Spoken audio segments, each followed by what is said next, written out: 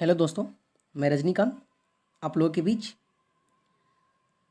मेरे YouTube channel में आपका स्वागत है। आज हम लोग भारत में पुर्तगालियों के आगमन के बारे में पढ़ेंगे। इससे पहले जो व्यक्ति पहली बार मेरे चैनल पे हैं तो चैनल को सब्सक्राइब कर लें, लाइक करें और शेयर करें।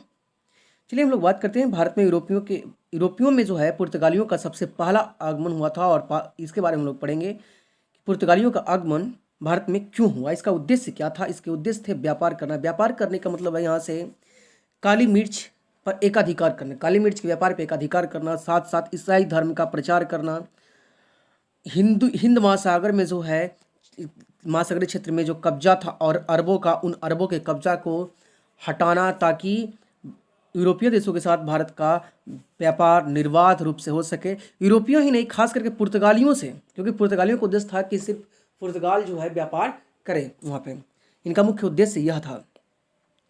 नेक्स्ट जब आगे बढ़ते हैं हम लोग तो भारत में अब देखते हैं कि भारत में उस समय पश्चिमी तट की स्थिति क्या थी। थोड़ा सा भारत में उस समय पश्चिमी तट की थोड़ा सा स्थिति देखिए क्या थी।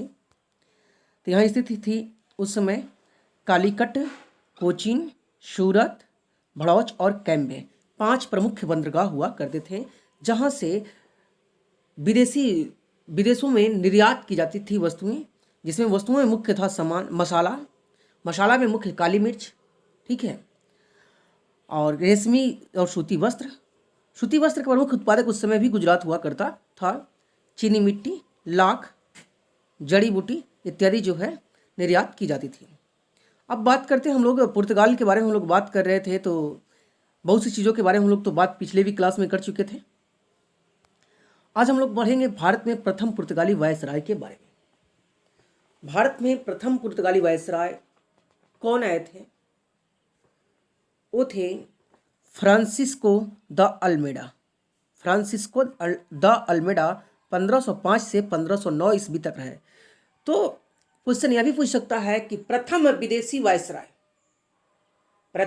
वायसराय जो भारतीय क्षेत्र में रहे वह कौन थे? तो हो सकते हैं वहाँ पे भी आंसर होगा फ्रांसिस्को द अल्मेडा, क्योंकि इससे पहले कोई भी वायसराय दूसरे देश का भारत में नहीं रहा था। ठीक है, चलिए आगे हम लोग बात करते हैं इसने क्या किया था। इसने जो है ब्लू वाटर पॉलिसी लाई, शांत जल की नीति, इसके लिए जाना जाता है। क्वेश्चन पूछता है बार बार एग्जाम में कि शांत जल की नीति किसने लाई थी? तो फ्रांसिस्को द अल्मेडा ने लाई थी। इसका उद्देश्य क्या था? शांतिपूर्वक व्यापार करना। लेकिन इसका शांतिपूर्वक व्यापार करने के लिए तो बनाया था लोगों को दिखाने के लिए, लेकिन इसके अंदरूनी मन में क्या चल रहा था? अंदरूनी मन में चल रहा था कि इस व्यू से हम क्या करेंगे, व्यापार करेंगे, यदि कोई परेशानी आएगी तो हम उसको क्या करेंगे, समाप्त करेंगे। क्योंकि ये अपने साथ ये लोग गोला बारूद के जखीरा भी लेकर के आते थे हिंद महासागरीय क्षेत्रों में, क्योंकि हिंद महासागर पर इनका मुख्य उद्देश्य हुआ करता था कि हिंद महासागर पर अपना नियंत्रण स्थापित करना, जिससे कि निर्बाध व्यापार भारत के साथ हो सके। नेक्स्ट हम लोग बात करते हैं आगे। इसने जो है इसी समय क्या होता है कि तुर्की, मिस्र और गुजरात की जो व्यापारिक कंपनियां थी उस समय, जो जिनका नियंत्रण हुआ करता था, मिस्र की, तुर्की की और गुजरात की, ये सभी मिल करके इसके विरुद्ध में एक संघर्ष आरंभ किया। व्यापारिक संघर्ष कर रहे हैं और इन व्यापारियों को हिंद महासागरीय क्षेत्र से फ्रांसिस्को द अल्मेडा ने खदेड़ दिया। नेक्स्ट हम लोग बात करते हैं द्वितीय वायसराय की। इनकी बहुत बड़ी उपलब्धि है नहीं है, बस वही उपलब्धि है एक शांत जल की नीति, यानी ब्लू वाटर पॉलिसी। नेक्स्ट हम लोग बात करते हैं दूसरे व्यक्ति हैं अल्फासो द अल्बुकर्क, जिसे पुर्तगाली सत्ता का वास्तविक संस्थापक माना जाता है। ऐसे भारत में पुर्तगाली शक्ति का संस्थापक जो माना जाता है वह वास्को डी गामा को माना जाता है, परंतु पुर्तगाली सत्ता का वास्तविक संस्थापक किसी को माना जाता है तो वह है द्वितीय वायसराय अल्फासो द अल्बुकर्क ने जो है अपना मुख्यालय बनाया। सबसे अपने जो व्यापारिक कोठी इसकी जो थी कोचीन में सबसे पहली, वहीं पे क्या किया, इसने पहला अपना मुख्यालय बनाया। 1510 ईस्वी में बीजापुर के सुल्तान यूसुफ आदिल शाह से इसने गोवा को जीत लिया। एग्जाम में क्वेश्चन पूछता है 1510 ईस्वी में गोवा को अल्बुकर्क ने किससे जीता था? क्वेश्चन पूछा हुआ है एसएससी में ऐसे। 1510 ईस्वी में गोवा को अल्बुकर्क ने किससे जीता था? तो जीता था बीजापुर के सुल्तान से। ऑप्शन देता है बीजापुर का सुल्तान ही देता है अधिकांश था, कभी कभी ऑप्शन देता है यूसुफ आदिल शाह। ठीक है, ऐसे आप पूरा याद कर लीजिए, बीजापुर के सुल्तान यूसुफ आदिल शाह से इसने क्या किया था? जीता था। ध्यान दीजिएगा, पुर्तगाली सबसे पहले भारत में आए थे 1498 में, और सबसे लास्ट में 1961 में गए हैं गोवा से। चलिए हम लोग बात करते हैं नेक्स्ट। इसने जो है मलक्का को जीता। अल्बुकर्क ने जो है मलक्का को जीता, मलक्का पर नियंत्रण स्थापित किया, हरमुज पर अधिकार किया। फारस की खाड़ी के पास है हरमुज जल संधि कही जाती है, इस हरमुज पर भी अधिकार किया 1515 ईस्वी में। इसने जो है, इसकी सबसे महत्वपूर्ण चीज क्या है तो ध्यान दीजिएगा, यहाँ पे सबसे महत्वपूर्ण है कि इसने विवाह नीति अपनाई। कैसी विवाह नीति? भारत में इसने कहा यूरोपियों को, यानी जो पुर्तगालियों को, कि भारतीय महिलाओं से तुम विवाह करो, भारतीय महिलाओं से विवाह करो। और भारतीय कैसे महिलाओं से विवाह करो?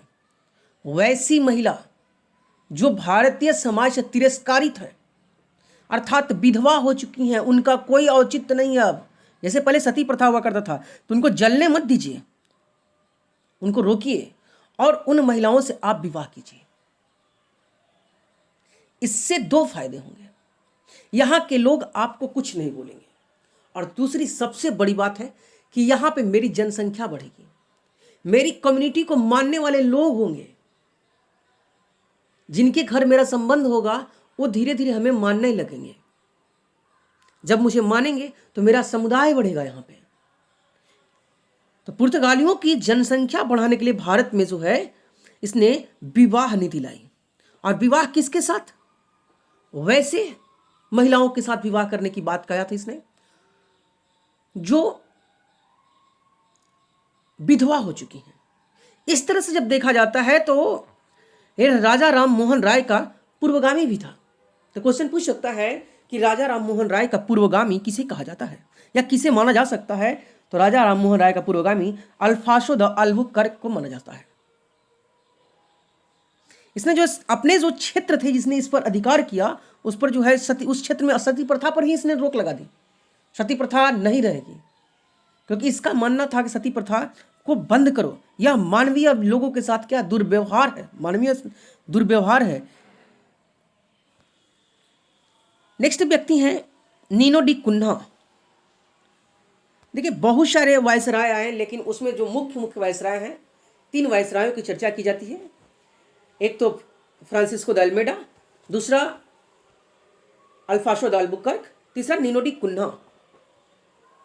और नीनो डी कुन्हा ने जो अपना कार्यालय कोचीन से गोवा शिफ्ट कर दिया। ध्यान दीजिएगा, इसने जो अपनी कार्यालय कोचीन से गोवा शिफ्ट कर दिया। इसने सेंथेमा मद्रास पे अपना अधिकार स्थापित किया, सेंथेमा में अपना जो है कोठियाँ स्थापित की, और हुगली में जो है अपनी पुर्तगाली बस्तियाँ बसाई। तो क्वेश्चन पूछता है कि कलकत्ता साइड में या फिर पूर्वी बंगाल में जो है सबसे पहली कोठी यूरोपियों की कहाँ बनी थी? बंगाल में सबसे पहली कोठी कहाँ बनी थी? यहाँ पे यहाँ पुर्तगालियों की। तो पुर्तगालियों की सबसे पहली कोठी जो बनी थी वह हुगली में बनी थी। ठीक है, 1524 में इसने गुजरात बेसिन पर अधिकार कर लिया। गुजरात बेसिन पर जब ही अधिकार किया 1534 में, वहीं पे बहादुर शाह से इसका मतभेद हो गया, बहादुर शाह से मतभेद हो गया। ठीक है इसके, और 1539 में दीव पर इसने अधिकार कर लिया। दीव जो दमन दीव हम लोग बोलते हैं, दीव पे इसने अधिकार किया। सिलोन पे भी अधिकार किया इसने। ध्यान दीजिएगा, इसने सिलोन पे भी अधिकार किया। सिलोन मतलब क्या है? सिलोन जो है श्रीलंका का प्राचीन नाम है। और 1559 ईस्वी में 1559 में इसने दमन पर अपना नियंत्रण कर लिया, यानी दमन को भी अपने अधिकार क्षेत्र में ले लिया। ठीक है, तो नेक्स्ट हम लोग बात करते हैं आगे।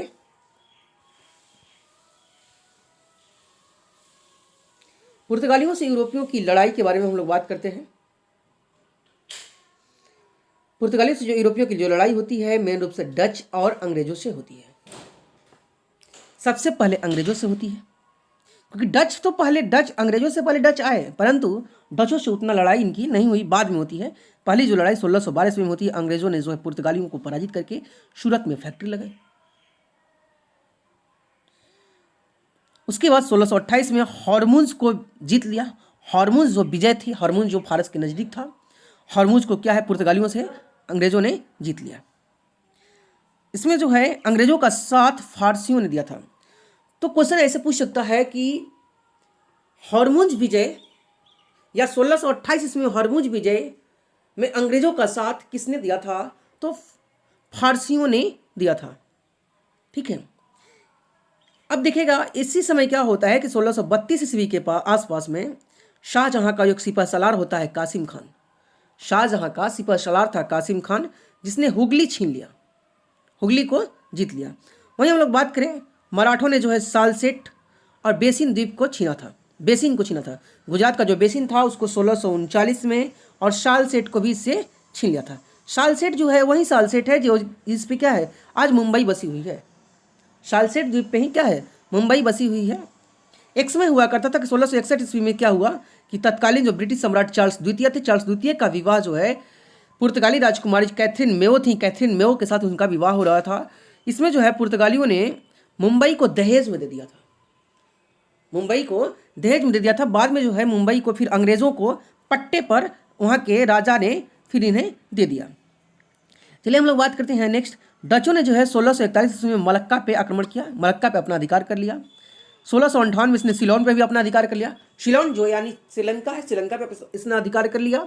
1663 में मालाबार की के जो सभी दुर्ग थे, मालाबार तट पे जितने भी दुर्ग थे सभी दुर्गों पे यूरोपियों सभी दुर्गों पे पुर्तगालियों के डचों का अधिकार हो गया था।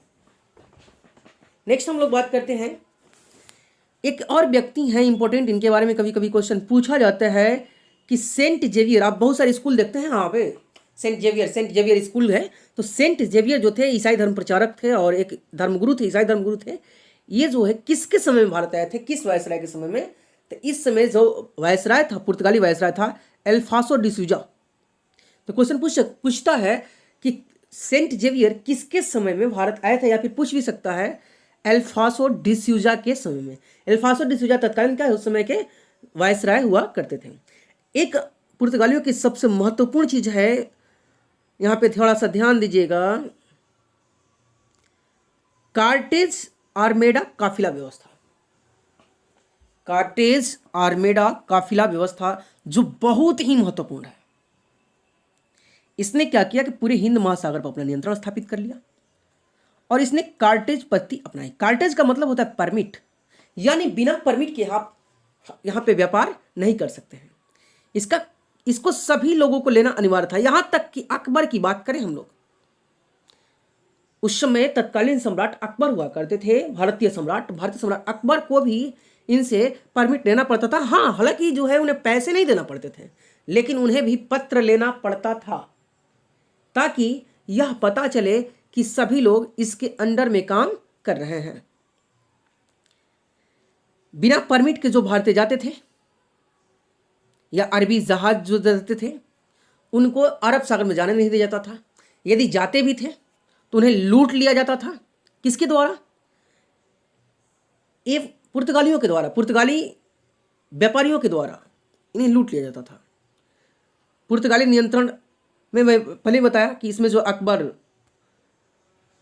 तक को परमिट लेना पड़ता था। भारतीय और अरबी जहाज़ों पर जो है काली मिर्च और गोला बारूद ले जाने पर रोक थी। ध्यान दीजिएगा, इसने जो है कार्टेज आर्मेडा के तहत जो कार्टेज पद्धति के तहत इन्होंने भारतीयों और अरबी जहाज़ों को जो गोला बारूद ले जाना या फिर काली मिर्च ले जाते थे उस काली मिर्च में प्रतिबंध लगा दिया कि आप नहीं ले जा सकते हैं। ठीक है, रोक लगा दी। नेक्स्ट है पुर्तगाली जो है स्वयं अपने आप को सागर का स्वामी कहने लगे, अपने आप को सागर का स्वामी मानते थे पुर्तगाली। व्यापार पर इन्होंने जो है नियंत्रण के लिए काफिला व्यवस्था आरंभ की। काफिला व्यवस्था के बारे में जस्ट मैंने पहले ही बताया कि पहले ये देखते थे, कार्टेज लगाते थे। कार्टेज जिसके पास नहीं है, कार्टेज रहता था तो उसको सुरक्षा देते थे, जिसके पास कार्टेज नहीं होती थी उसको क्या करते थे, समुद्री डाकुओं के साथ ये रक्षा करते थे, समुद्री डाकुओं को छोड़ देते थे और उनको लूट लेते थे। ठीक है, लुटेरा के रूप में ये काम करते थे।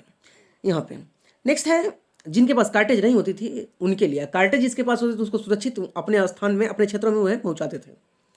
नेक्स्ट है पुर्तगालियों के पतन के क्या कारण थे। अब देखिएगा, किसी चीज का उदय हुआ तो उसका पतन भी होगा। और इस तरह से जो है इनके पुर्तगालियों के पतन के कारण थे भारत में धार्मिक कारण, कि धार्मिक जो है ये लोग बहुत ज़्यादा प्रचार करने लगे यहाँ पे। और धर्म में क्या हो, सबसे बड़ी बात यह है कि ये कट्टरता वाले थे। पुर्तगाली जो है अंग्रेज को भी नहीं मानते थे। अंग्रेज का भी जो अपने में ही ईसाई मतों में भी बहुत सारा इनमें जो है अंतर था। यहाँ की जो इनकी भ्रष्ट प्रशासन थी, दोषपूर्ण व्यापार नीति थी, क्योंकि व्यापार भी करते थे तो इनके अंदर कपट होती थी हमेशा। स्पेन का सबसे बड़ी बात है कि उसी समय जो है स्पेन का वर्चस्व हो गया पुर्तगाल पे, यानी पुर्तगाल को अपने कब्जे में ले लिया स्पेन, और पुर्तगाल का वर्चस्व यहाँ पे समाप्त होने लगा। और यूरोप में देखिए, यूरोप में कुछ भी घटना होती उसका प्रभाव भारत में पड़ता था। और योग्य शासकों का इसमें क्या है, सबसे बड़ी बात थी कि योग्य शासकों का भी अभाव था, और यहाँ एकजुट नहीं कर पाया पुर्तगाल पूरा। ठीक है, इस वजह से पुर्तगालियों का यहाँ पे पतन होने लगा। पुर्तगालियों का जो है भारत में प्रभाव के बारे में हम लोग बात करें कि भारत में क्या प्रभाव रहा, तो ध्यान दीजिएगा। भारत में जो है इसने जापान से, भारत और जापान के बीच पहले व्यापार करने का श्रेय किसी जाता है तो पुर्तगालियों को जाता है। भारत और जापान के बीच व्यापार का पहला श्रेय किसे जाता है तो पुर्तगालियों को जाता है। पुर्तगालियों ने ही सबसे पहले भारत और जापान के बीच व्यापार आरंभ किया था। दूसरा, 1540 ईस्वी में गोवा के सभी मंदिर को इसने नष्ट कर दिया। गोवा में जितने भी मंदिर थे इसको इन्होंने नष्ट कर दिया, क्योंकि ये बहुत स्वार्थी टाइप के लोग थे, अपने धर्म से रिलेटेड, धर्म के प्रति कट्टर थे। 1560 ईस्वी में जो है ईसाई धार्मिक न्यायालय की स्थापना की। इनका ईसाई धार्मिक न्यायालय का जो मुख्य उद्देश्य था कि ईसाई धर्म के विरोध में जो व्यक्ति आएंगे उन्हें दंडित किया जाएगा।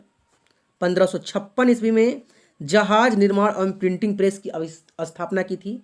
पुर्तगालियों ने जो है भारत में सबसे पहले गोवा में जहाज निर्माण की और प्रिंटिंग प्रेस की स्थापना की। अब देखिएगा यहाँ पे इन्होंने भारत में क्या क्या खेती आरंभ की, क्या क्या चीज़ें आरंभ की। देखिएगा, तंबाकू की खेती सबसे पहले किसने भारत में आरंभ की तो पुर्तगालियों के द्वारा की गई। मूंगफली, आलू, मक्का, लाल मिर्च, पपीता, लीची, अनानास, ये सभी चीज़ें दूसरे क्षेत्रों से ला करके, देखिए ये मध्य अमेरिका के क्षेत्रों से लाते थे और भारत में यहाँ पे उगाने लगे, भारत में उगाने लगे। तो इस तरह से क्वेश्चन पूछे जाएगा आपसे, क्वेश्चन पूछता है कभी कभी कि तंबाकू का उत्पादन सबसे पहले भारत में किसने किया था तो पुर्तगालियों ने किया था।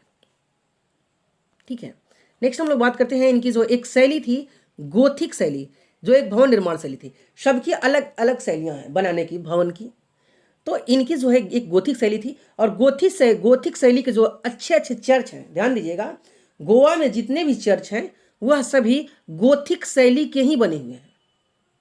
ठीक है, क्योंकि 1961 तक गोवा पर पुर्तगालियों का अधिकार था, तो यह आज भी इस पर प्रभाव देखने को मिलता है। नेक्स्ट बात करें हम लोग औषधि से संबंधित जो है पुस्तकें जो थी उसका जो है प्रकाशन 1563 ईस्वी में सबसे पहले इन्होंने किया था। तो प्रिंटिंग प्रेस के माध्यम सबसे पहले जो है किस पुस्तक और किस विषय की पुस्तक को इन्होंने छापा था तो औषधि वनस्पति से संबंधित पुस्तकों को इसने सबसे पहले छापा था। ठीक है, तो इस तरह से पुर्तगालियों के बारे में हम लोग पढ़ेंगे। अब अगले यूरोपीय जो थे उनके बारे में हम लोग पढ़ेंगे, डचों के बारे में जो पढ़ेंगे अगली वीडियो में, नेक्स्ट वीडियो में। तो वीडियो अच्छा लगे तो कमेंट्स ज़रूर करें, लाइक करें, शेयर करें। ठीक है, और जो लोग नए हैं वो चैनल को सब्सक्राइब करें। धन्यवाद।